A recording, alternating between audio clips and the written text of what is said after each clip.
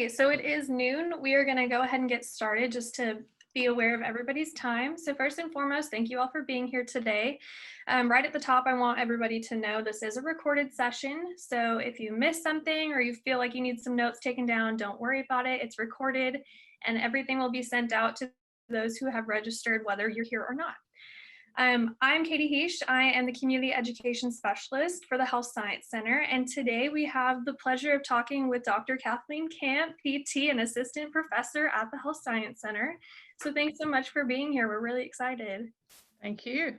Of course. So we today are going to talk about safe and comprehensive at-home exercise. So seeing as that you come from PT, why did you feel that it's important that we talk about this today? Well, hopefully everyone's aware that as PTs, we not only want to treat individuals that have sustained an injury or have mobility impairments due to health conditions, but we also want to strive to be advocates for promotion of physical activity and exercise to enhance health and prevent disease.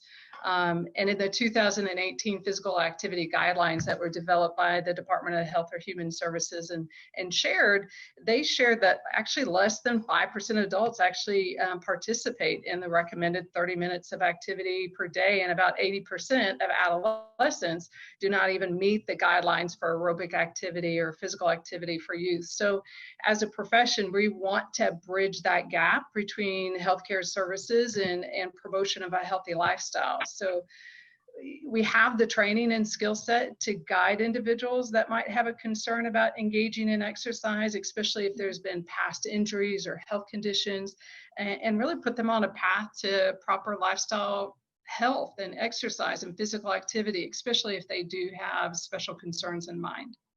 Okay, that makes total sense. We're all intertwined, so it's a good thing to pay attention to it now. So being that we are in the midst of COVID-19 still, and some people are still in quarantine, some are not, many of us, including myself, don't have access to like our gym facilities or fitness classes that we are used to. So how would you address those concerns for people who, one, don't have access to it, or two, have access now and are a little bit skeptical about going back? Sure. Workout facilities are starting to reopen, but I think it's very important that we need to remain vigilant with taking the precautions that are recommended, including that physical distancing, hand washing, wearing face masks. So if you are using and going to a facility or workout club, I think you just need to make sure that you're adhering to those recommendations. And hopefully everyone else will also heed the recommendations to self-monitor for symptoms and isolate when necessary and not go. But if you or someone that you live with have concerns, or sometimes maybe even those underlying medical conditions, you may want to choose an alternative location or form of exercise that limits your exposure and risk. So sometimes that might be at home or hopefully outdoors. So you may want to opt for exercising at home, either by yourself or maybe with family members, who's ever in your bubble. But you can also choose to meet up with a small group outdoors where you can more easily accommodate that physical distancing, but maybe still gain some socialization. And I hate the fact that we're using social distancing, because that is important, but definitely be mindful to keep that physical distance. Absolutely, that physical distancing, and also that self-awareness. If you're not feeling well, or if somebody else isn't, or you notice somebody that's not looking well, keep your distance. But what recommendations would you have for developing an at-home exercise routine then, if you don't want to go back to those gym facilities? Well, so definitely being diligent with coming up with a plan is a challenge when you're used to relying on maybe an instructor or trainer or things. So I think there's two major recommendations that you want to consider, and those include to plan and prepare in advance. So this will both help to support your compliance and maybe even avoid injuries. Injuries can occur due to overuse or improper form, so we want to keep those things in mind. So planning and preparing can sort of help avoid that. So planning in advance might be considering what's the best time of day, the morning or the afternoon, that you want to really develop a schedule to really support the exercise that you want to do. And especially maybe even things like aerobic exercise where you might want to engage outdoors. So thinking about, again, planning to implement it into your day is the big part, and making sure that if you're doing exercises like strength training, that you actually plan in a day of rest in between, especially if you're working the same muscle group. The next thing you want to do is plan for what kind of exercise do I want to do that's going to benefit me the most. And when we talk about type of exercise, we're usually talking about either aerobic or strength or flexibility, just to name a few. The other thing you might want to plan on is location. So developing a home exercise program doesn't always mean that the exercises have to take place in the home, especially if you're already spending a lot of extra time in your home to work. You may want to have a change of environment. But if you decide to work out in the home, I would suggest that you choose a unique designated area of your home, separate from where your workspace is, or maybe even where your relaxation area is. We want to try and avoid kind of blending that over too much if you have that availability. But myself, I love outdoor exercise, and I think it gives the additional benefits of getting sunshine, fresh air, sort of that natural stimulation. But if you're going to choose to exercise outdoor, you might consider, again, earlier in the day, especially if you're sensitive to certain pollen issues or obviously the heat impact. Another thing to plan for, I would suggest, is maybe considering a variety or a balance of different type of exercises, again, to avoid some of those overuse injuries. So consider movements and activities that really will reverse some repeated patterns that you already have going on during your day, especially if you're sitting for a long period of time, or maybe your posture isn't ideal. You may want to consider, again, what can I do to move in a different pattern and reverse that? And maybe consider a different form of exercise, such as dance or yoga, that may really be beneficial for the body and the brain to learn something new that you haven't done before.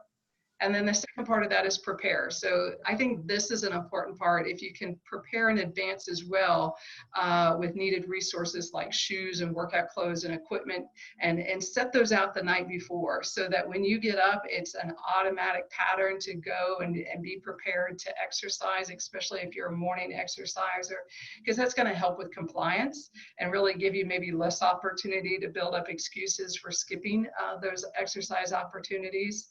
And the right preparation will also help prevent injuries. So you want to make sure that you're choosing the right shoes that will give the support for the selected activity. If you're going to be exercising outdoors, choose a fabric that breathes well and wicks moisture so you avoid overheating.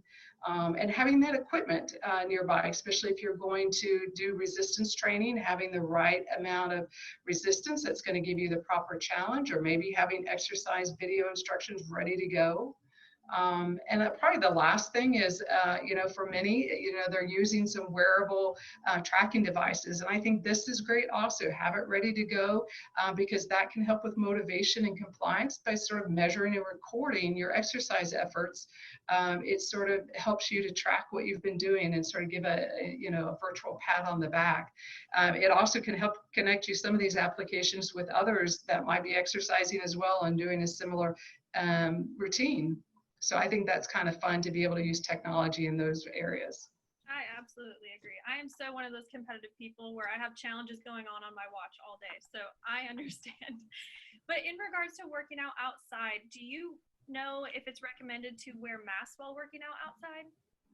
Well, I think that's a good question. Again, the information is constantly changing in that regard, and I think we definitely need to heed to what's recommended.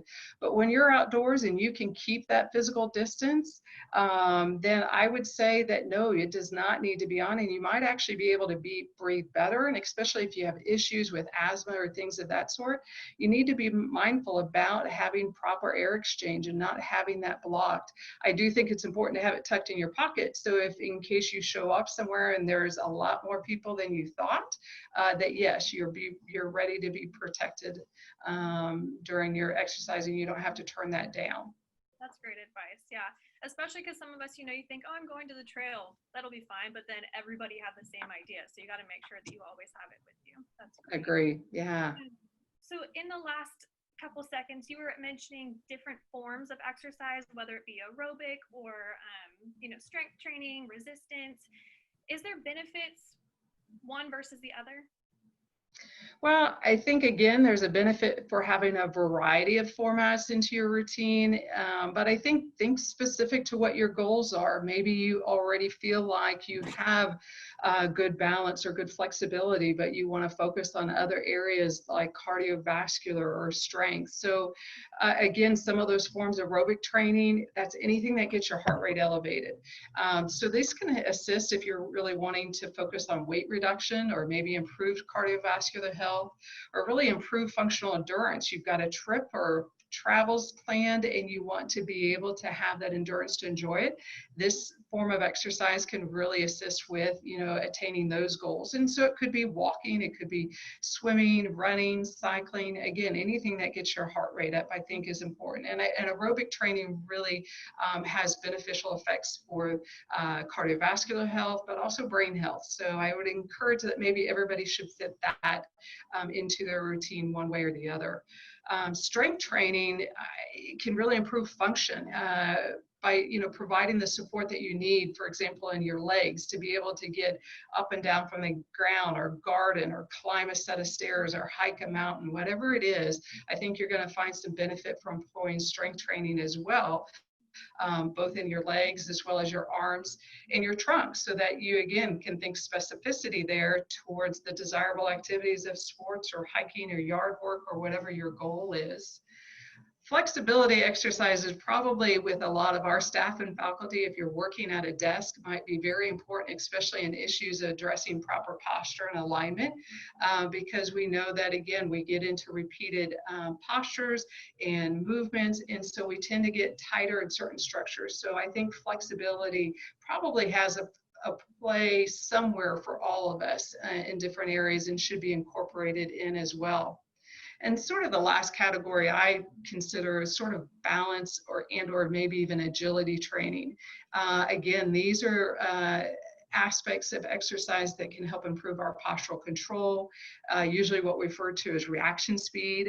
You kind of hear about these a lot with athletes that are kind of training, but I do think it's important for all of us sometimes, again, so we're able to adapt. So even if we desire to get out and walk in the park, how often have we stepped on a pecan or a walnut or something and turned your ankle? So anything that we can do to build up sort of that responsiveness can help us in maintaining good balance and control with all activities.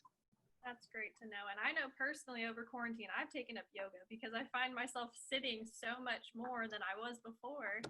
And it is true that flexibility, you just need it for life, everyday activity. So what about intensity? How much activity of each of the different types do you have to do to gain benefits from it?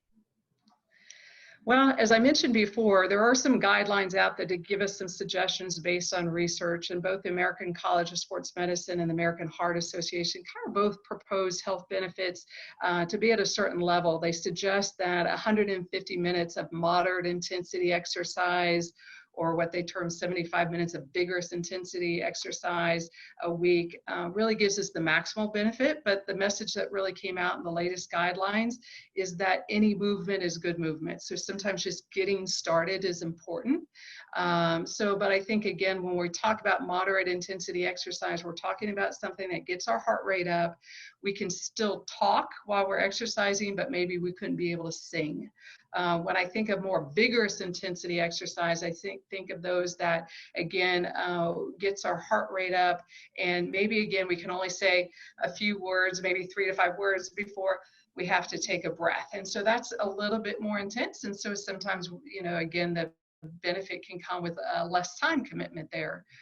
But when we're talking about strength training exercise, overall, it seems to be that the suggestion is that we should have at least twice weekly, and resistance should be at a point that you can properly fatigue a muscle by the end of about 2 sets of about 8 to 10 repetitions. So we pick up a weight and we should be getting tired by the end of somewhere, again, about 8 to 12 repetitions, and then just giving a brief recovery period and maybe performing a second set. That's the recommendation, again, for addressing strength training. And really, again, thinking about building that up. So you might start with lighter weight and higher repetitions until you build proper form. But when we talk about strength training, you want to really work on that form, sort of build up your confidence, and then higher weights can be added, especially if you're wanting to gain more muscle bulk and you might be, decreasing on the repetition, but you need to always give a day of rest between working that same muscle group. And I think that sometimes, again, thinking about working these different exercises in can sometimes be a bit of a challenge, but they're, one of the other proponents of exercise is talking about sort of interval training where we blend those two together. And especially if time is a challenge, there's an interval training technique that was introduced by a Japanese physician and researcher a while back, Dr. Izumi Tabata, and that employs a sort of 4-minute workout, which consists of doing 8 sets of 20 seconds of intense exercise like burpees or push-ups or squats or mountain climbers, or just depending on what your level is, but an intense exercise. And then you follow that up by a 10-second recovery, and then you repeat that. And so I see this being done a lot with students and athletes now, but we can even do it as adults. We've done it here in the geriatric clinic for a brief even work break. But the interesting part was that Dr. Tabata's research compared a control group that performed an hour of moderate intensity exercise for 30 minutes, 5 days a week, versus this intervention group that performed the Tabata workout sessions for 4 minutes, 5 days a week. And after about 6 weeks, a comparison of that control group, which had performed a total of 1,800 minutes of exercise, versus the intervention group with about 120 minutes of exercise, that Tabata group actually improved both its aerobic and anaerobic fitness levels. Even the anaerobic fitness level increased about 28%. So sometimes you can get quite a bit of a bang by just incorporating different type of exercise formats in. So again, I think a selection of exercise that really targets large muscle groups and intensity, you should kind of, again, think about progressing with proper form. And again, this variety of exercise can help, again, avoid some of those overuse injuries.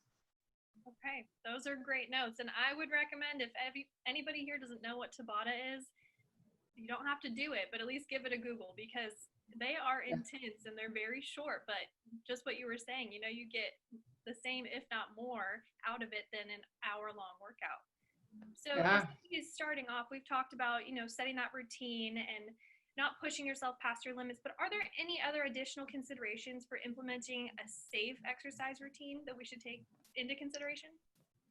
Yeah, I think, again, that the important thing is when you don't have an instructor and you don't have those mirrors maybe at the gym that you're used to getting that feedback, that, proper form is very important, especially, in avoiding injury. So I think what you need to just pay attention to is that maybe when you're starting an exercise program, that you're mindful, again, about starting slow and low. You want to kind of progressively build so that you can develop proper control in proper form. And that's really going to help to prevent those issues with excessive strain on muscles or joints.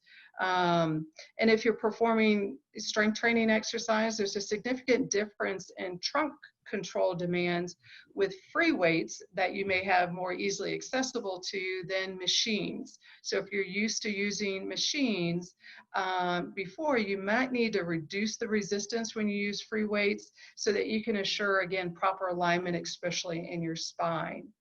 And again, as I recommended before, sometimes, you really need to consider, again, giving a day of rest, especially with strength training exercises between working the same muscle group so that you allow for that recovery and repair, and just really listen to your body. And I think with aerobic exercise, we need to, especially in these summer months, be mindful of staying hydrated. So drinking enough fluids, whether you're working indoors or outdoors. Yes, absolutely. Especially in this Texas heat. It's quite warm, so we need to stay hydrated. You talked about proper form, but is there proper posture that we should be taking into account when we're doing those exercises? Yeah, proper posture is definitely important with exercise, especially repeated exercises. And I think we should consider even posture during our work tasks, right? We spend several hours a day doing the same task sometimes or remaining in the same position.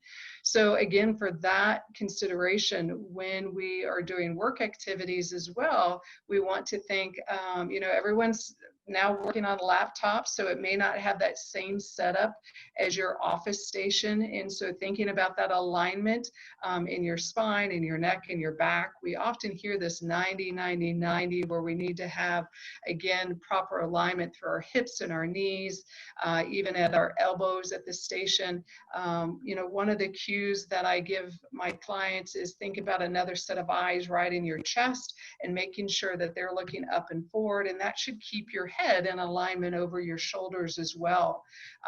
Many of us now working in our homes, maybe choosing to sit on the sofa or that comfortable chair, and it may not be giving that proper support that you need. And so I think that, unfortunately, your body starts to tell you that. So I think in doing some of those work activities, we also want to consider that we're taking time to take some breaks, right? Maybe again, a mini Tabata break, a lower intense one maybe, but just getting up and moving and stretching and being mindful to take some, listen to your body and be preventative as well, whether it's exercise or work activities, so that you're giving yourself a good balance and a break when needed. That's great advice. So working out at home, we've had to go to Amazon, to the local Target, whatever, to find that equipment that we need. Do you have any special recommendations for equipment, whether that be bands to shoes to anything that we might need? Yeah, I know that's one thing. Everybody's creating their own home gym. Our barn has now become a little CrossFit gym, I think. And so again, depending on what format of exercise that you want to do, there's great tools out there and resources to help. If you're really working on flexibility, one of the things that I love are the rollers. You find these about a 6-inch roller.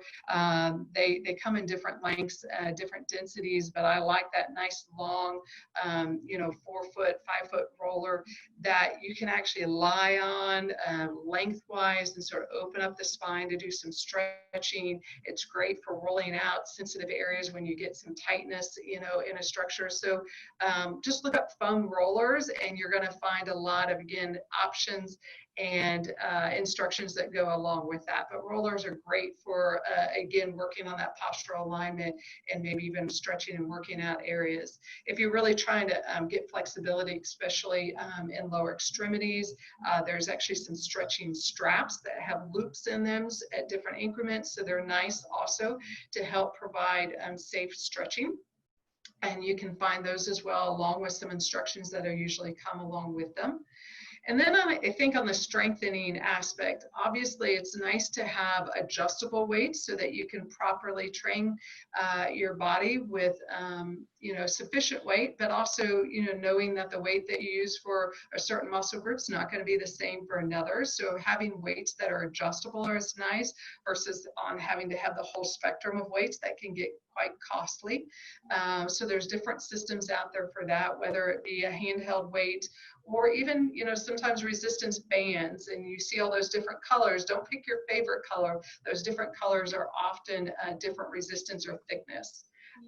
But if you have the room and the budget for it, a simple pulley system is great to have as well, because again, you can modify that to work trunk, arms, and legs, and sometimes can provide that variability, again, if you have the opportunity.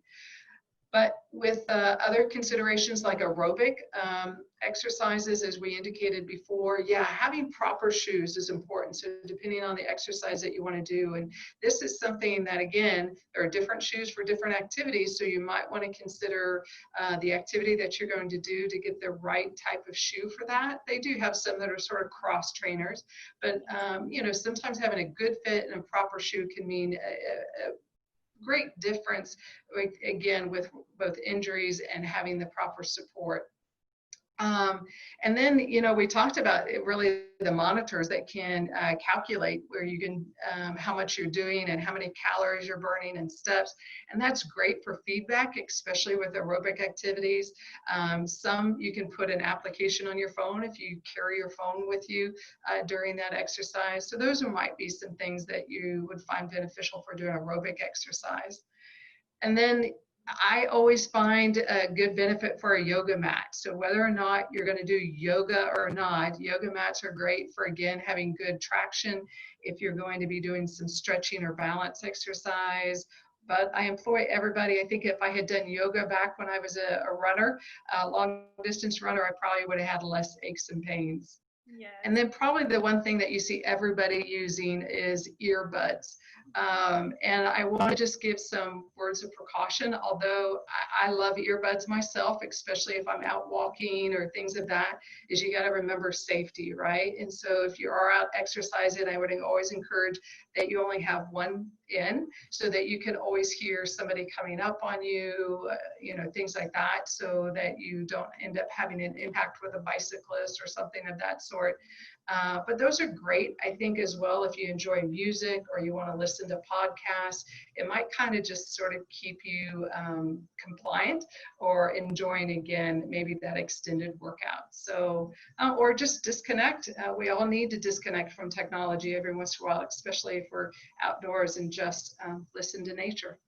That's extremely true. Yeah, I think we all have those days where we go back and forth. Nature, music, podcasts. I might also recommend, if you don't mind, those little flasher lights, if you're out early in the morning or late in the evening, or the light on your cell phone. It's Yeah. just safety first mentality as well that you need to take into account since we're not at the gym. Yeah, that's a great point. I had a question come in. So we've covered basically what we had talked about covering. So now we're going to take some questions from the audience, if that's okay. Sure. So we have one that said, our seniors who, are an at-risk group right now, do you have any considerations that they should be looking at for those seniors that want to stay active, but, there may not be like the safest way to do it? Yeah, I think, definitely we all need to stay active. And so for those that are at higher risk, like I indicated before, I think we need to be mindful of, again, being able to keep that appropriate distance. So if it is safer and more comfortable to you to be working out within your home, I think that's one thing to consider, maybe as the best option to limit your proximity to other persons. But in that situation, think about the surface that you might be exercising on. So whether you're going to have a little bit more challenge on carpet for stability than you are on a firmer surface.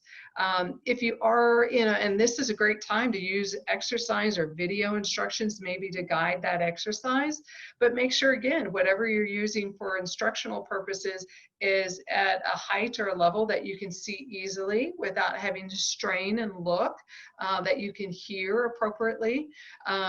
But I think you can employ, I do home visits, and so most of our exercise happens within the home. So it could be at the kitchen where I have the counter for support, or it can be, out on the porch or things of that sort. So think again about the environment and the climate. But if you are able to get out, we all should be getting a little bit of sunshine every day. Choose again those earlier times of the day when the air quality is better and the temperature is more appropriate. And yes, take a partner, a buddy with you for that consideration as well, for that support. Great advice. Yes, all of that's good, especially using like the counter or a chair for stability. It doesn't matter what age you are, it helps, trust me. Yeah. For those of us that are using resistance loops or resistance bands, do you have any guidance for, some of us are using them for the first time. So Sure. What's the best practice for those?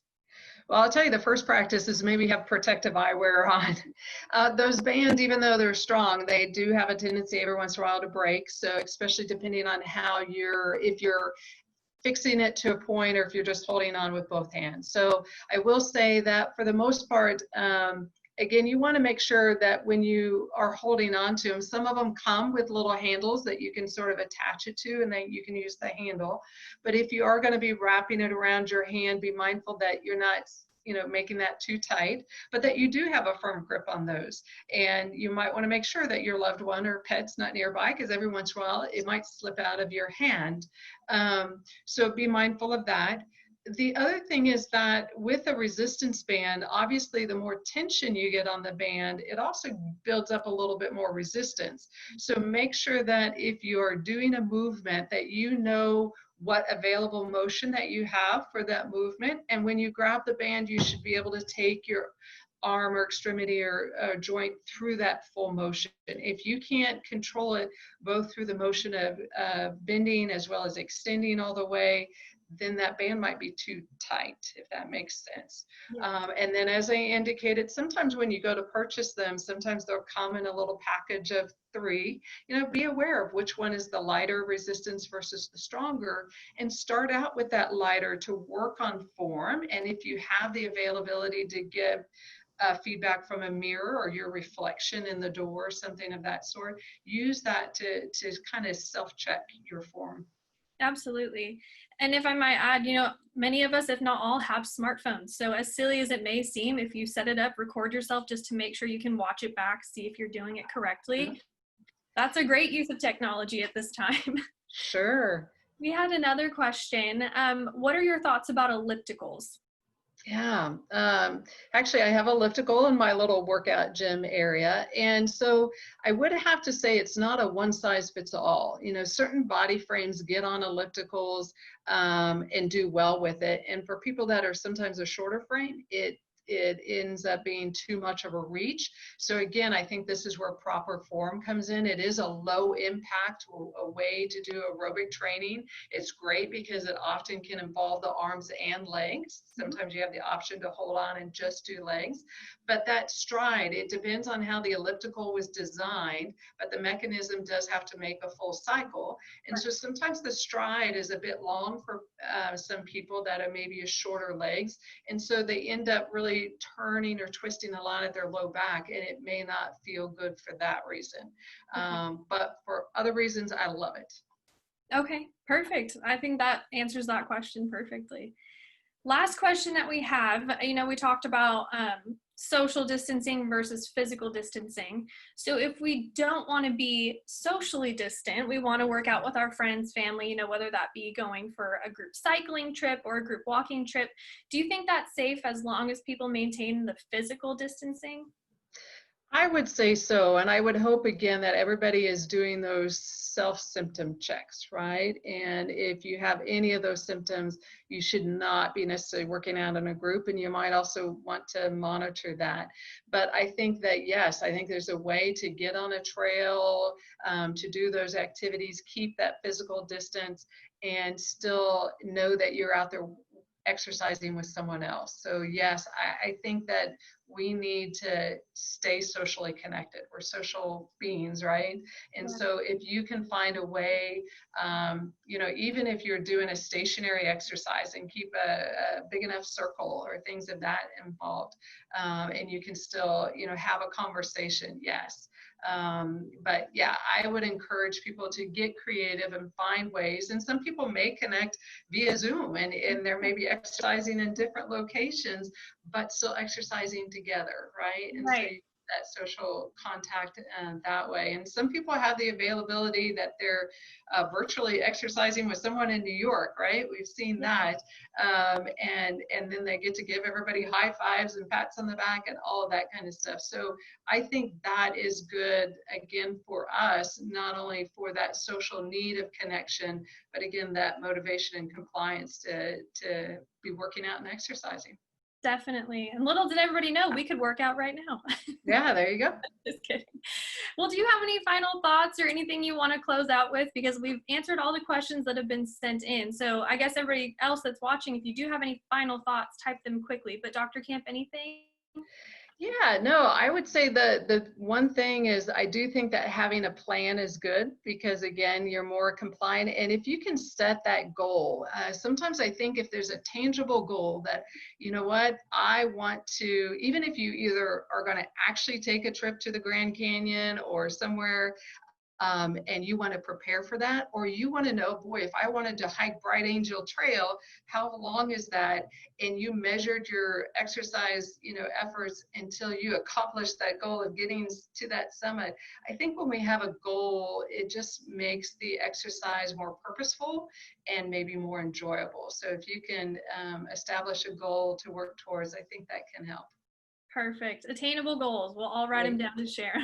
There you go. Well, thank you so much for your time today. I've personally learned a lot. I hope everybody else has. And like I mentioned at the top, this was recorded. We'll send it out so you can go back and rewatch for all of those specifics that you were talking about.